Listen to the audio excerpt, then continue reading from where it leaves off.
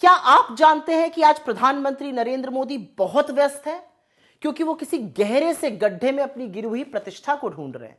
और ये मैं नहीं कह रही हूं, मोदी जी ने ही तो कहा था कि जैसे जैसे रुपया गिरता है प्रधानमंत्री की प्रतिष्ठा भी गिरती है। अब जब रुपया 90 के पार हो गया तो सोचिए कि इस गहरे कुएं में उनकी प्रतिष्ठा जाकर धंस गई होगी।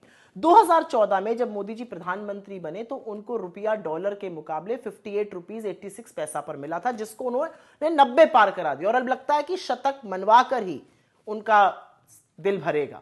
रुपए के गिरने के बहुत सारे कारण हैं, उसमें से विफल अर्थनीति और पूरी तरह से फेल विदेश नीति है। तीन बड़े कारण। विदेशी निवेशक लगातार पैसा बाहर खींच रहे हैं। 2025 में जो फॉरेन पोर्टफोलियो इन्वेस्टर्स हैं उन्होंने करीब करीब 2 लाख करोड़ यहां से निकाल लिया। अमेरिकी टैरिफ का हमारी अर्थव्यवस्था पर घातक प्रहार हुआ है। ट्रेड डील ना होने के कारण रुपया और कमजोर हुआ है। और एक बड़ा कारण है कि जो इंपोर्ट बिल लगातार बढ़ रहा है और जो ट्रेड डेफिसिट, जो व्यापार घाटा लगातार बढ़ता जा रहा है, उसके कारण भी रुपया कमजोर हो रहा है। लेकिन अब रुपए की चिंता नहीं की जाती। अब तो प्रधानमंत्री, उनकी सरकार, ढोंगी अर्थशास्त्री और चरण चुंबक मीडिया यह समझाने पर तुला हुआ है कि रुपए का असल में कमजोर होना अच्छा है।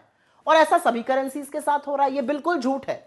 रुपया एशिया की सबसे वर्स्ट परफॉर्मिंग करेंसी है।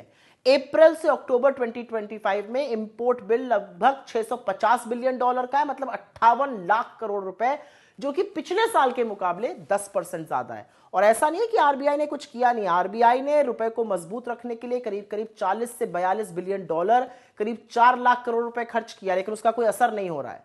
पर अगर आपको लगता है कि रुपया कमजोर होगा और उसका असर आप पर नहीं पड़ेगा, तो सुनिए, रुपया कमजोर होने का मतलब है देश का इंपोर्ट बिल बढ़ेगा।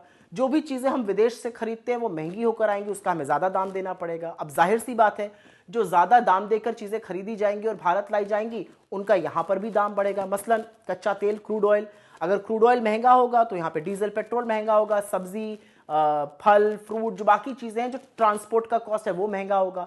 जब महंगाई बढ़ेगी तो आरबीआई इंटरेस्ट रेट बढ़ाएगा, मतलब आपके लोन की ईएमआई बढ़ेगी। और यही नहीं, विदेश में जाना, घूमना, रहना, खाना, पढ़ना, सब कुछ महंगा हो जाएगा। तो अगर आप इस मुगालते में हैं कि रुपया गिरता रहेगा और आप मस्त रहेंगे, तो एक बार बैठिए और सोचिए। रुपए के गिरने का फर्क मोदी जी को बिल्कुल ना पड़े, लेकिन आप पर जरूर पड़ेगा।